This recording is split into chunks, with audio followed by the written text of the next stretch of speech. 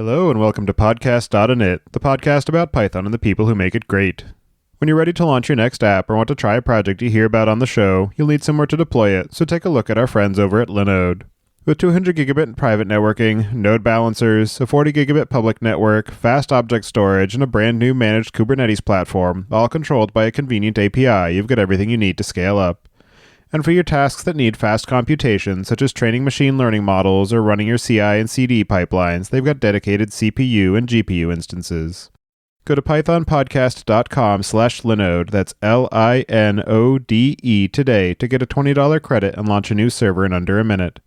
And don't forget to thank them for their continued support of this show. Your host, as usual, is Tobias Macey, and today I'm interviewing Sebastian Raschka about his experiences writing the popular Python machine learning book and working in machine learning with Python. So, Sebastian, can you start by introducing yourself? Yeah, hi everyone. My name is Sebastian Raschka. I'm originally from Germany, and currently I'm an assistant professor of statistics at UW-Madison since 2018. And besides that, I'm very active still in the open source community. I like programming, and as you heard from the introduction, writing books occasionally. And that is me in a nutshell. And do you remember how you first got introduced to Python? That has been quite some time ago. I didn't learn it in school. So in high school, we actually learned Pascal, and I remember using Delphi. But back in the day, I wasn't really paying that much attention because computer games were pretty popular back then. I remember during high school classes playing Counter-Strike and all these fun games. But later on, during my undergrad, I taught myself R. I learned Perl in a bioinformatics course. And for some reason, I don't know exactly what was the trigger, but Python became very popular. That must have been around 2012, 2013. And I essentially taught it myself. I mean, not entirely myself, but I took an online class. I forgot which one came first. I remember taking the Codecademy interactive tutorial, and there was a new Udacity class, CS 101, which was about programming a search engine. So it was learning computer science basics with Python, but then also a lot of applications using Python to implement the search engine. And I also remember, I think his name is Steve Huffman, the person who developed Reddit initially, or the original version of Reddit. I think he came back to Reddit and is working on it. And he was also teaching section of that course. So I found that very inspiring and very interesting. That's how I got really introduced. I took college classes later, Python college classes, but when I was taking the classes, really most of it I already knew from these online resources, which was really great. So that was my quick journey into Python. And in terms of your work in machine learning, how did you get interested and involved in that area of the industry? That is also almost a decade ago. So how I got introduced to machine learning was by taking another class. So that was I think it must have been CS 801 at Michigan State University, statistical pattern classification, which was, back then really interesting. So I didn't really know much about machine learning when I went into that class, and it was called statistical pattern classification. I thought, okay, that might be interesting or useful for my projects. So back in the day, I was working on computational biology problems, and I thought, pattern classification, so that maybe allows me to identify or predict certain patterns in my protein structure data sets. So I took that class, and it was kind of eye-opening and very fascinating. So a lot of this was still very math heavy, maximum likelihood estimation, maximum a priori expectation maximization algorithms, and these kind of things. But it was like a first kind of glimpse into the world of machine learning, I would say. And from there, I got really interested in that. I was like looking up for resources. I think it must have been around the time when Andrew Ng started Coursera, because I remember also taking the Coursera class after that class. So I think it was brand new. It was the first MOOC ever, even one of the first ones. So Coursera was brand new. That was the first course, and I read about it and was super interested in that. So I remember taking that class as well, which was very complementary to the class I took at the university, because the topics were quite different. I mean, it was again still pattern classification and machine learning, but the methods were different. So Andrew Ng's course, if I remember correctly, focused more on SVMs and neural networks. And like I said before, the class I took was more statistics heavy, and I would say Bayesian methods and things like that. But yeah, that was, I think, the story in a nutshell also. And so you mentioned that your background prior to that was largely in bioinformatics or computational biology, and then you were getting deeper into these areas of statistics and then some of the more advanced algorithms for being able to do some of these pattern matching capabilities. I'm wondering what you found to be some of the concepts that were either most interesting as you were getting involved in that, but also some of the ones that were most difficult to comprehend or understand where to apply them. Yeah, so I would say the most difficult part was when I learned about all these topics. We had these very nice data sets, like toy data sets, where you had a table with columns. The rows were your data points or data records, and the columns were the different measurements or features, and how this would map to, let's say, my protein structure problem. So that was always like, there was this, I would say, not direct application of what I learned to what I was working on, because protein structures, they are three-dimensional structures. So you have coordinates, XYZ coordinates in a big file.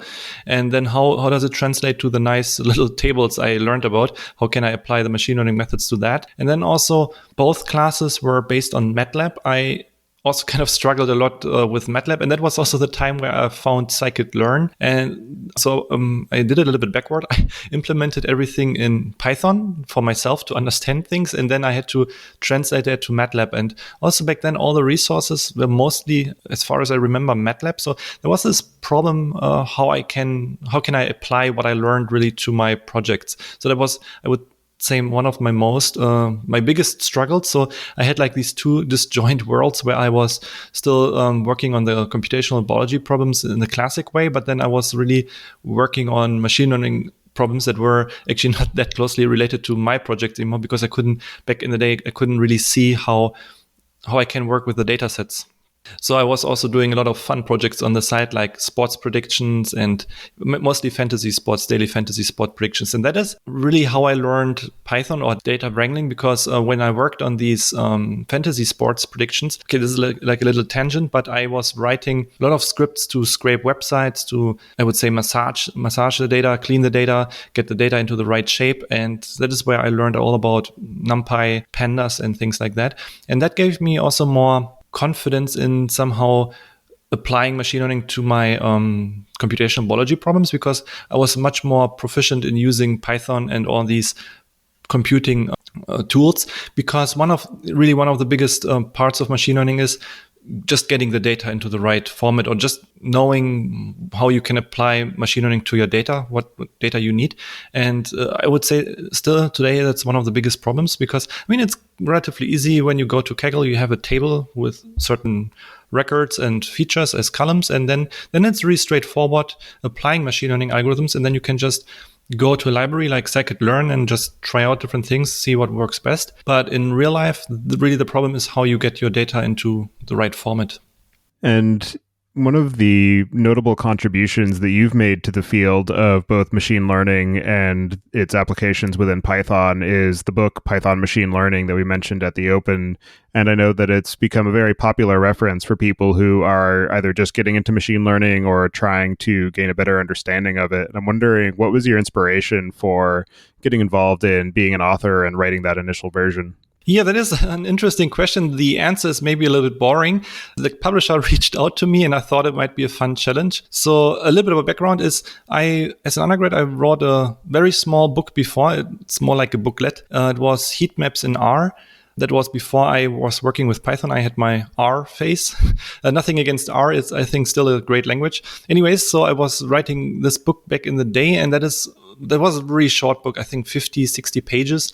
But that was my first taste, like writing books. And I kind of liked the process. I liked thinking about things, organizing things, and then writing them down. I don't know. It's like also as a student, when I studied, what I always did is I wrote things down in my own words. So I was always compiling reference material for myself. And writing a book is in a way very similar, except that you pay more attention to, let's say, writing proper sentences and adhering to grammar rules and things like that.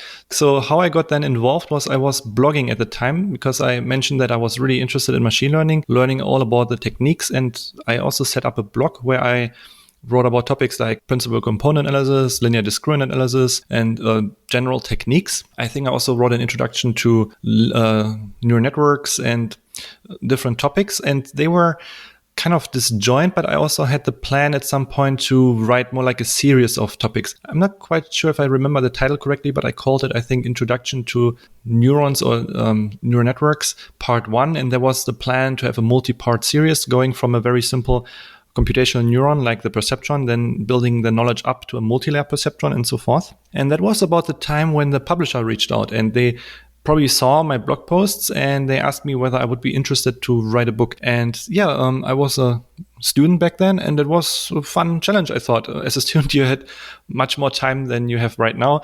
So I thought, why not? Writing a book is maybe cool, because then kind of gives the whole thing a little more structure than having these blog articles. And also you get the benefit of having reviewers and working with a team. So I was just thinking, maybe I should write this time a real book compared to the small booklet, the heat maps in our book. Yeah, and that is how I started. And it's also like 6 years ago now, but the title was originally Python Machine Learning Essentials. And the goal was, or the restriction was, to only have a book that, so in the format they had a page limit of 200 pages. And I was compiling so much reference material when I was writing this that we then luckily had the discussion to extend it to Python machine learning. So what the book is right now, where they dropped the page limit or extended the page limit at least. And yeah, that was how it all came together. It was more like I was writing already on my blog, and then the publisher reached out, and I thought it might be a fun challenge and good opportunity as a student. And I'm wondering how you approached the challenge of determining what the right balance was of the overall depth of material to cover, the breadth of what to include in it, and how to keep it accessible for people at different levels of their journey into machine learning or their knowledge of Python and how it's being used in that space.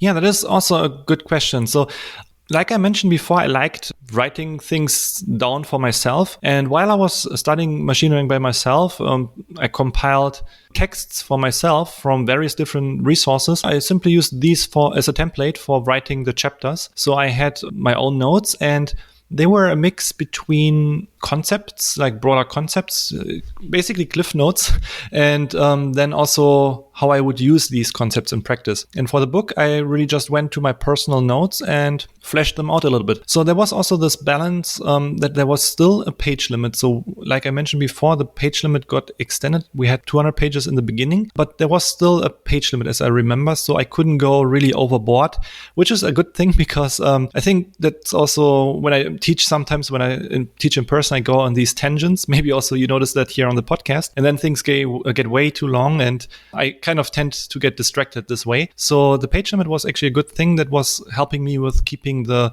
balance of depth, breadth, and accessibility. So it helped me thinking about, okay, what is absolutely necessary? Let's say I have 25 pages per chapter. What are the most essential things I should cover? And also how I usually try to organize the book is that I first thought about the general concepts. So why do I care about this topic? What is the goal of this method, or what can it do? But then also really seeing how we can apply it.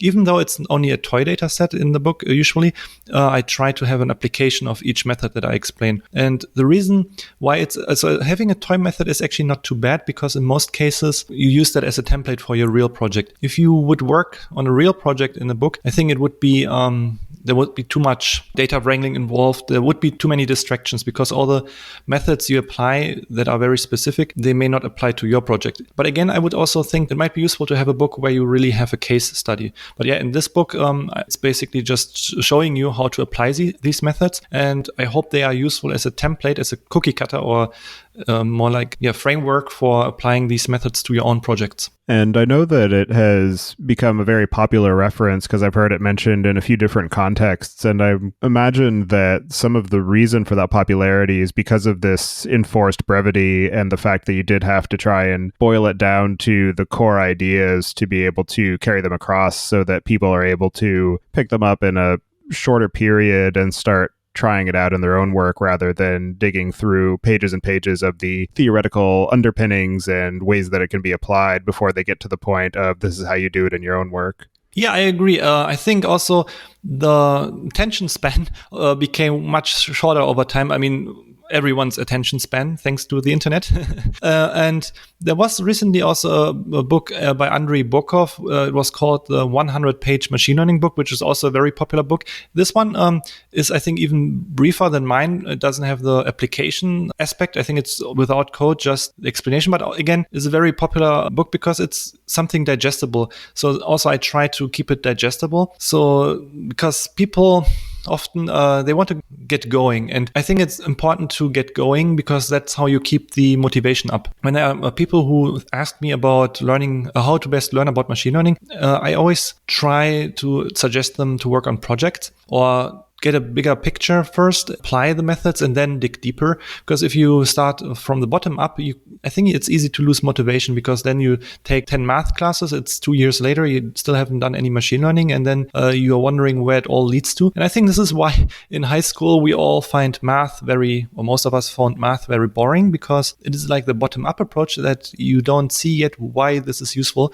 But now I think going back, now you would be very excited about the math part, because you know, okay, this is actually useful for understanding my machine learning methods. So going that way, I think starting with something big picture first and then digging deeper, I think that is more motivating. And that's also what I try to do. My book is, of course, not the most comprehensive book. There are many better theory books out there if you only want to learn about the theory. So my book is more like an overview. It's a 500-page or now 700-page overview, but it's still, I would say, an overview. It's not covering every bit of detail about each method. So it's long now, but it's still a book to get you started. It's not the final destination. So there are books that are way more in depth, but then again, like I said, it takes a while to digest them, and they don't really necessarily help you to start going or working on your project. And you published that initial book in 2015, and since then you've gone through 3 editions, most recently being published at the end of last year. I'm wondering, what have been some of the most notable changes in the content or the overall approach that you've taken with those successive editions? Yeah, so the first book, I wrote this in 2014-15. So in this book,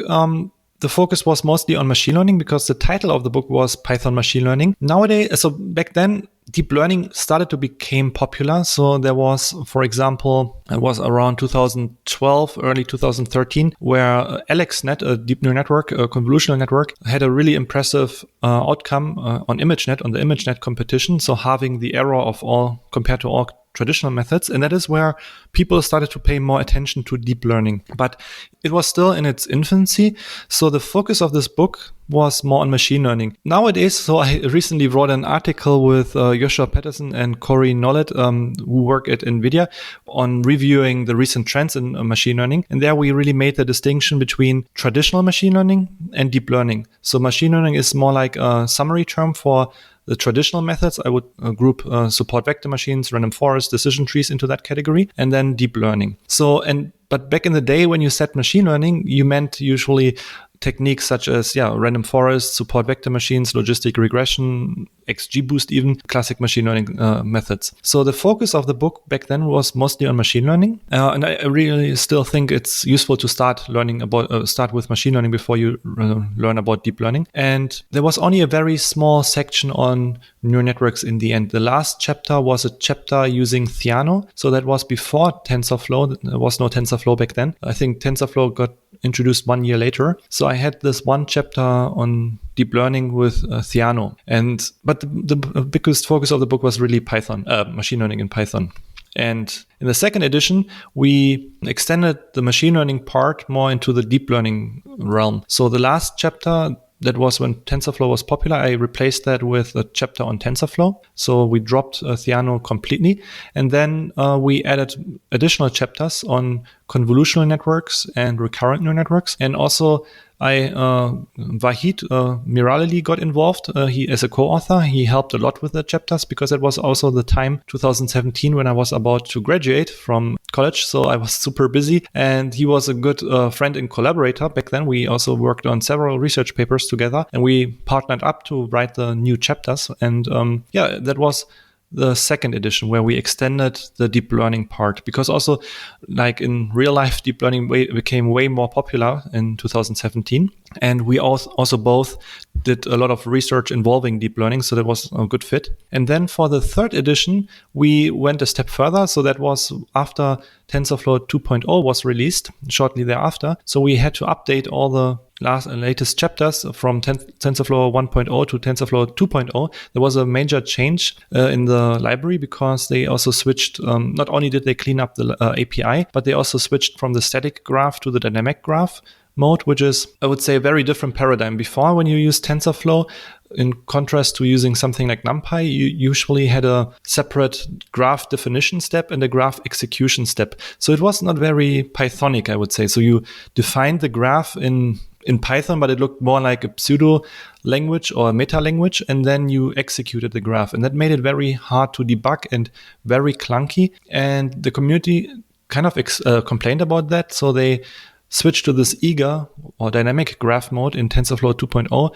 And yeah, we rewrote the chapters to reflect that, to have all the newest features of TensorFlow. And then again, we added 2 more chapters. One was on generative adversarial networks, which are maybe among the most popular deep learning methods for applications. Like you can do a lot of fun things like generating certain things with that. Like there's a website, I think it's called Is This Person Real, or Is This a Real Person, or something like that, where you can see some examples of generating, for example, faces entirely with deep learning, faces of people who don't exist, but they look like real people. So one chapter was on generative adversarial networks, and then the last chapter was on reinforcement learning. Because I remember in the first edition, I had a section in the introduction where I was presenting the 3 big fields of machine learning, which are supervised learning, unsupervised learning, and reinforcement learning. And in the book itself, though, I covered supervised learning a lot. That is also the biggest area of machine learning, and unsupervised learning. But I didn't even mention reinforcement learning after the introduction. So a lot of readers wrote me, hey, where's the part about reinforcement learning? So in this third edition, we finally wrote a chapter about reinforcement learning as well. And you maybe know it's also one of the really interesting and popular areas of research. There were lots of interesting applications recently. For example, 2 years ago now, where they beat the world champion in Go, the board game Go, and also AlphaStar, which is the StarCraft 2 bot that can, or an AI that can play StarCraft 2. I think they didn't beat the world best player, but they were very competitive at least. So with that, I think reinforcement learning is also a very interesting area of research. Of course, what I just said, these are toy problems playing Go and StarCraft, but you can also think of this as something where you can design robots, for example, for Amazon warehouses, and just in general having a method that learns a series of actions. So reinforcement learning is really about learning a series of actions rather than just outputting a one label prediction. And yeah, also just last thing here about reinforcement learning. I'm also seeing, I still go for walks. I try to keep the social distancing, but when I go to walks, I see now a lot of these Starship robots here on campus. So these are little food delivery robots. And especially for situations like right now with the coronavirus, and where you probably want to avoid to get too close to people, such delivery robots are, I think, a very nice and interesting idea. Yeah, it's definitely an interesting approach to handling the current situation. And to your point about reinforcement learning, I know that it's gaining ground currently as well, because at least up until recently, some of the challenge of being able to apply it in a realistic setting was the complexity of being able to ingest the feedback data in a near real-time fashion to then be able to retrain the model in an online format rather than a lot of the offline model training that happens in some of the supervised and unsupervised learning approaches that you then deploy, and you might periodically refresh the model, but it's not being done in real time with the feedback happening in that same amount of time. And I know things like the Ray project are trying to solve some of those challenges from the computational and deployment perspective. Yeah, I think reinforcement learning is really an interesting topic, but yeah, it is still computationally also prohibitive though, because I think there's a common joke of saying that we can train a machine learning model or reinforcement learning model without, let's say, boiling the ocean, because right now it's something that is kind of reserved to big companies who can do that. I would like to see methods that can also be used by an individual soon, maybe at some point, that we develop methods that are more efficient, that individual, let's say with one GPU, can train interesting models efficiently at some point. That would be great. And despite the evolution of machine learning and deep learning and the different capabilities that have been coming out in recent years, I'm wondering what you still see as being some of the core fundamental challenges of developing machine learning projects that continue to present themselves despite some of these advancements. Now that I said that, one problem would be still the access to resources. So GPUs, for example, especially if you use deep learning, you need nowadays not only one, but multiple GPUs. And I think this is one of the real big bottlenecks. So right now, the most exciting application, but also research, come from major companies, for example, Google, Facebook AI Research, OpenAI, and so forth, DeepMind. And these are really big companies with a lot of resources. It's a bit hard for smaller teams at smaller companies or in academia to really have competitive methods or interesting applications, because not everyone has access to many GPUs. I have enough GPUs for my research students I'm working with, but for example, when I'm teaching the deep learning class, we have 70 students in the class, and currently we don't have GPUs for everyone. So what I recommend is, for example, using free resources such as Google Colab, where you can use one GPU, which is enough maybe for studying or trying things out. But then the students also work on class projects where it's up to them what they work on with my feedback, but they are usually very ambitious and they would like to do multiple things at once. And that is where the limitation comes into play, where you have only one GPU and you have to be very resourceful with that. And this is one of the biggest challenges right now, that the resources have not caught up yet. Before that, I would say with classic machine learning, that was not so much of a problem. Of course, if you worked with big data sets, you had Hadoop and things like that, Spark, that were maybe sometimes required. But most of the time, I would say 90% of the use cases, you just needed a computer with enough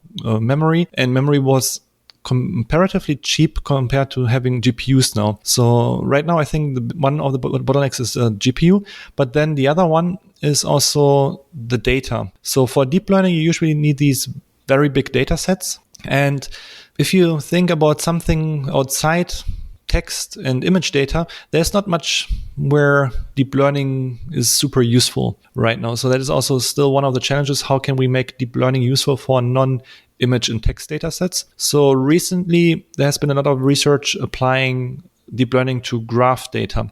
So that is social graphs, but also graph structures such as molecules. It's also one area I'm currently working on.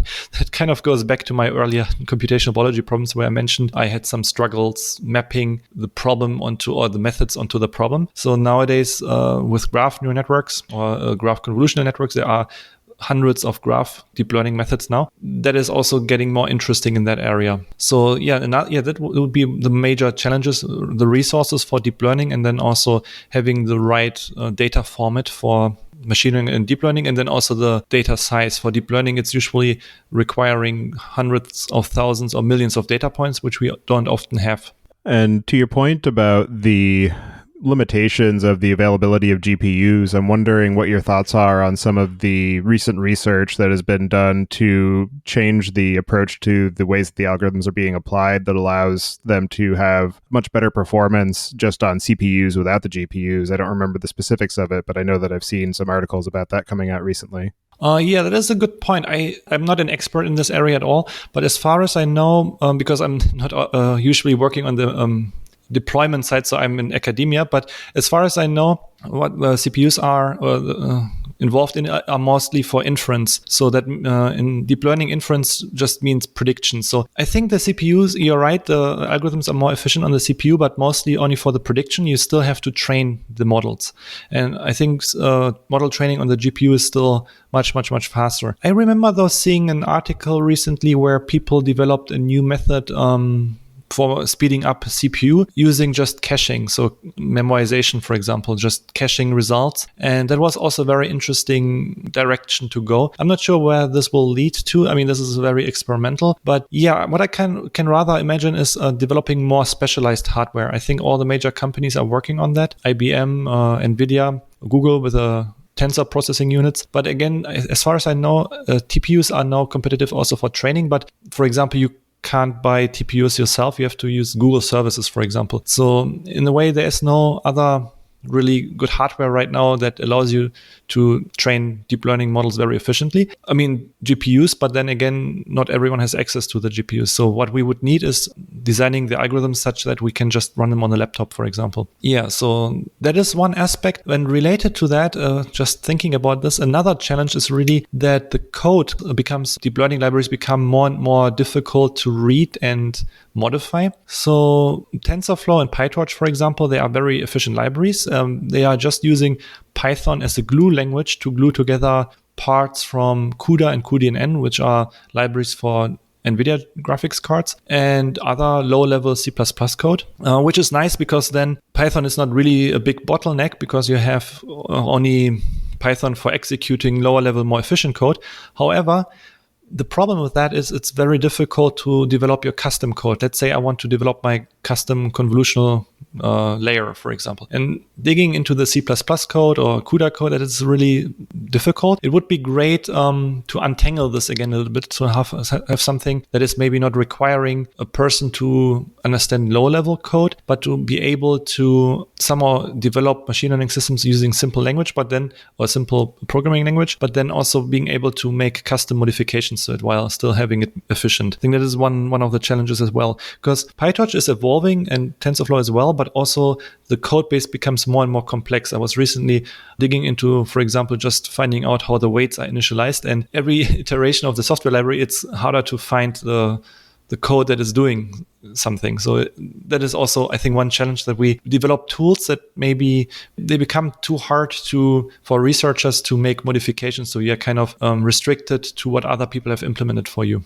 Yeah, that's definitely one of the core challenges of Python in general, is that it does a great job of acting as that glue layer, but whenever you need to do anything that's performance intensive, you need to implement it in a different language runtime and then add the bindings on top. And in terms of just the Python language itself, I'm wondering what you see as being the benefits to the overall approach of doing this data analysis and these analytical workloads, and some of the other risks that you see to the popularity of Python in the data and analytics space as we do continue down this road of needing much more performant algorithms to be able to analyze the volumes of data that we're working with. So as far as I would say, I'm not concerned with the popularity of Python, and I think it's also important to keep productivity in mind, to have a language where you don't need to relearn things.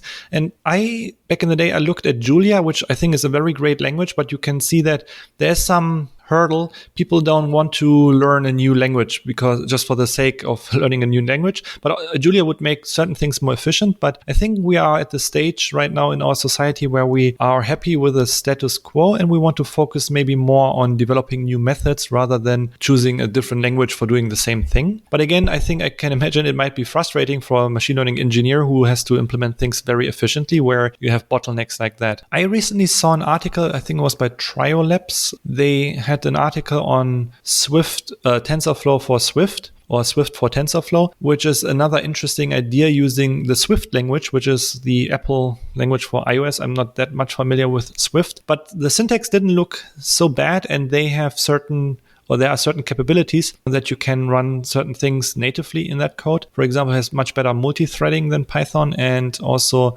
automatic differentiation can be done natively there, I think, if I understood that correctly. And that would also enable getting better performance while having a language that is still relatively easy to read.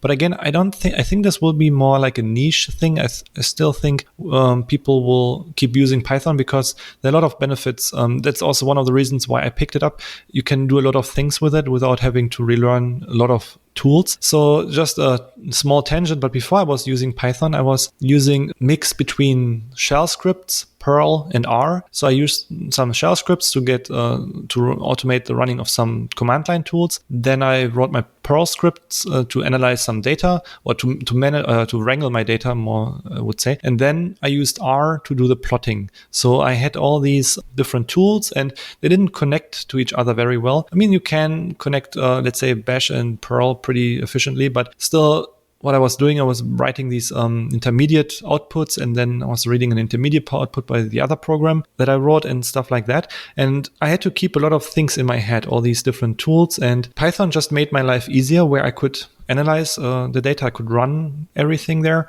and then I could also just visualize using Matplotlib my results, and that was much more pleasant to use. So I would say, even though it was maybe not the most efficient thing, sometimes things are slow in Python, I'm still happy with that, because I feel like I'm kind of productive. And in deep learning also, you are usually doing many things in parallel, and sometimes you just don't mind waiting a little bit because you work on something else in the meantime. But yeah, I can understand from a engineering perspective, maybe there might be something better to look out for.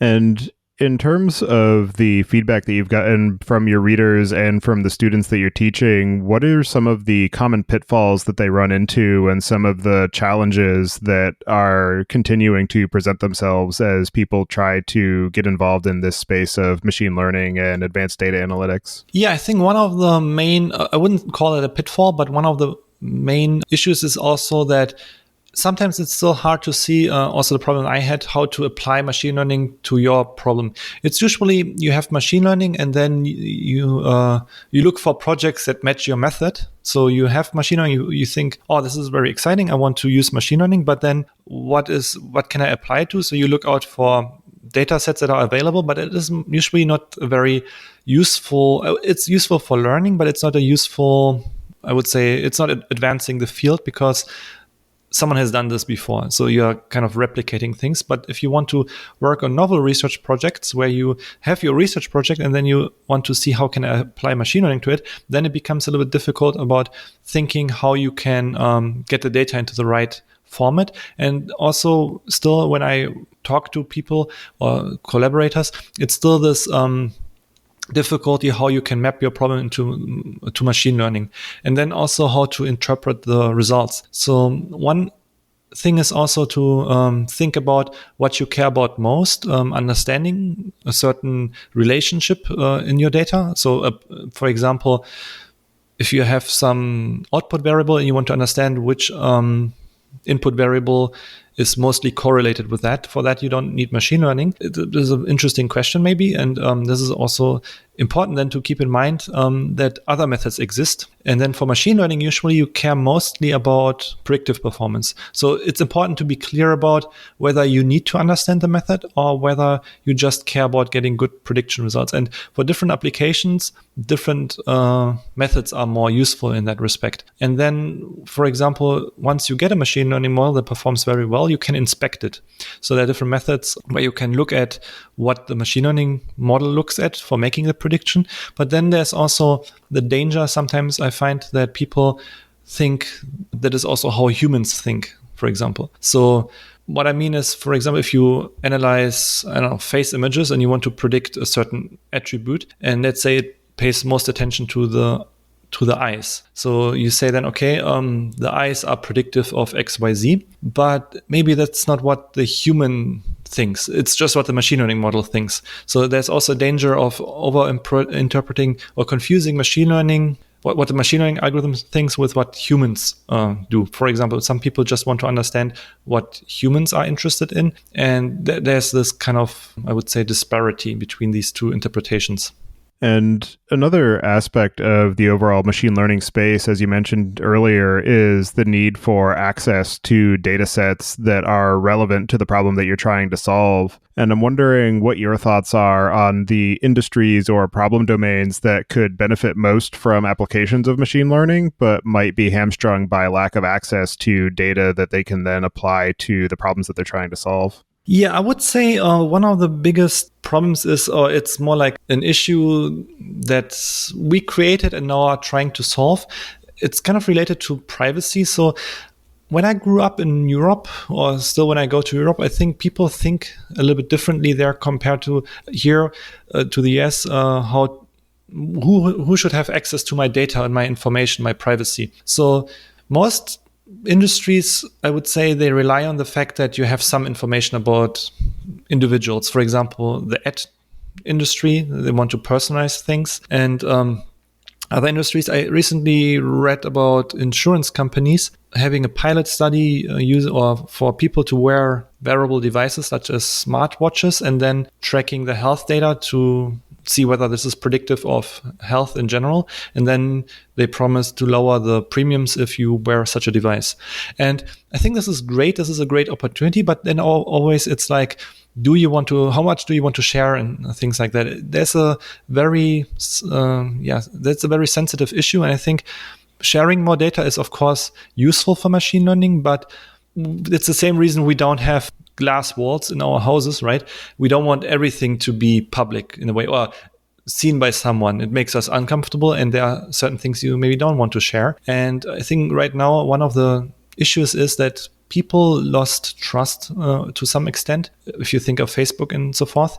So how can you use machine learning while respecting the privacy of individuals? And I think this is maybe one of the biggest challenges right now, that we want to use the data for something positive. For example, also, again, going back to the coronavirus issue, that maybe tracking people where they go may have been useful, but again, then you don't want to be always be tracked. So if you have a precedence for tracking people, then what do you do with that data in future, or this access in future? So there's a really fine line between using as much data as you can by collecting as much data as you can, but then also being ethical about it. So I think, this is a problem I don't have an answer for, but this is, I think, one of the biggest challenges when collecting data. And in your own research or areas that you're paying attention to, what are some of the aspects of machine learning or new areas of research that you're most excited about in terms of the applications or capabilities? So personally, going back to the very beginning, to our interview here, when I mentioned the computational biology aspect, where I had not a clear vision of how I can apply machine learning or deep learning to my computational biology projects, now with graph neural networks, for example, I think that is a very exciting area of research, at least for me. So using data representations that more, I would say, natural to representing protein structures or even small molecule structures, where small molecules are usually, for example, you can think of it as drug molecules or potential drug candidates.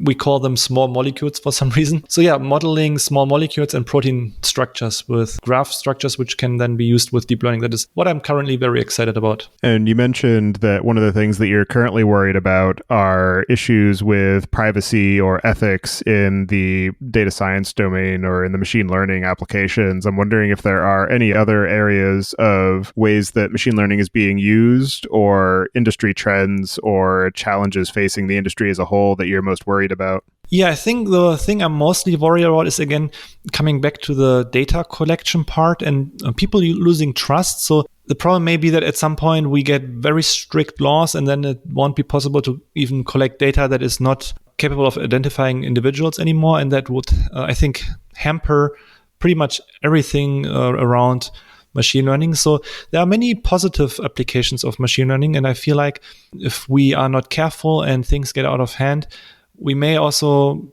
become too worried about things, and then we hamper also the good applications of machine learning. And related to that, with the tracking itself, there are methods to address that also. For example, we don't maybe have to report all the data back. We can be selective of what data we report back. And then there's also a big area of research called differential privacy, where you essentially develop methods such that you can't identify individuals from a data set, from a collection of data points. So I think these are very important areas of research to also keep in mind. And that is, I think, one of the things to look out for, also to make machine learning kind of more trustworthy again, that we maybe try to be ethical about what we do with the data also. And one problem is also many companies promise to keep your data private, and that is totally reasonable. But as you have seen probably recently, there are so many data hacks and leaks. So I think just storing the data in the first place is maybe dangerous. So having data from users is a big responsibility. So I think it would be really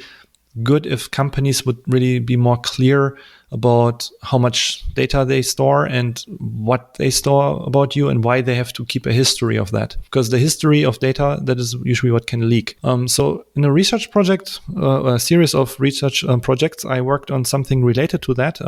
We call that semi-adversarial networks for protecting privacy. And we started out with a project where we wanted to hide soft biometric attributes. So soft biometric attributes are attributes of a person that can aid in biometric identification. So going one step back, biometric identification means usually matching people by or identifying someone by facial images or fingerprints or the iris of the eye. And soft biometrics are attributes that can be extracted from biometrics.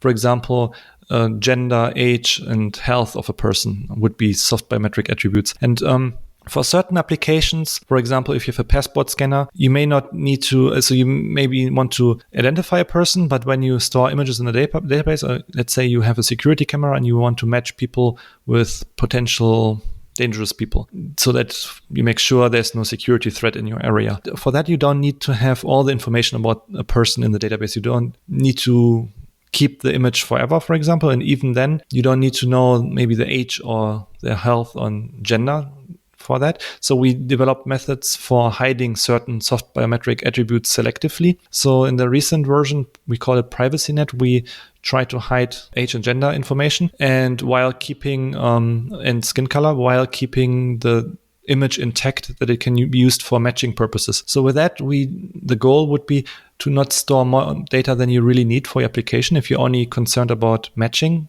let's say, is this the same person in front of my door camera as in the passport ID, for example, or in the picture, a driver's license picture. So for that, we don't need to know everything about the person. We can, if the method works with high accuracy, the matching is highly accurate. We don't need to know the age, gender, and skin color. So we don't even store that information. Then even if our database leaks, people don't know everything about the people in the database. So we don't leak personal information, for example. Well, for anybody who wants to get in touch with you and follow along with the work that you're doing, I'll have you add your preferred contact information to the show notes. And so with that, I'll move us into the pick. And this week, I'm going to choose the movie Trolls World Tour. I haven't actually watched it yet, but I'm pretty excited for it. And it just came out on the day that we're recording this. So another thing that I'm excited for is the recent development of movie studios releasing their movies directly to streaming because of the fact that all the movie theaters are shut down. So I'm hoping that that continues to be a thing even after we resume normal activities. So if you're looking for a movie to watch, definitely recommend at least taking a look at that one. And with that, I'll pass it to you, Sebastian. Do you have any picks this week? I would first say I definitely was thinking about watching a movie, but so thank you for the recommendation here. I may even check that out after that. My pick would be a Python library. So it would be the FFmpeg normalized library. And recently, so since we switched to online teaching, I was recording my lectures. I'm recording them and uploading them to YouTube. We can maybe include a link to the show note if it's maybe useful for listeners. So currently I'm teaching the Statistics 453 class, Introduction to Deep Learning and Generative Models. And I dived into all the audio processing and video processing for that. So the problem was that I wasn't really consistently close to my microphone and the audio was loud and not so loud. So I was looking into all the audio processing and found this really nice library, FFmpeg Normalize, which really nicely normalizes the loudness of a video to a standard recommended level. And also if you have multiple clips, it will all threshold the clips to the same volume, which is really nice. I think it makes the videos much more easy to watch, so you don't have to crank up and down the volume control on your computer. So yeah, that would be my recommendation for today. I'll definitely have to take a look at that for my podcast as well. So thank you for the recommendation. Thank you for your time. And yeah, I appreciate all the work that you're doing to help educate people on the capabilities of machine learning and how to get involved with that. So I hope you enjoy the rest of your day. Yeah, thank you for the invitation. I really enjoyed our interview today. And yeah, with that, I hope also you have a nice rest of the day. And yeah, we'll talk to each other soon. Thank you for listening. Don't forget to check out our other show, the Data Engineering Podcast, at dataengineeringpodcast.com for the latest on modern data management. And visit the site at pythonpodcasts.com to subscribe to the show, sign up for the mailing list, and read the show notes. And if you've learned something or tried out a project from the show, then tell us about it. Email hosts@podcastinit.com with your story. To help other people find the show, please leave a review on iTunes and tell your friends and coworkers.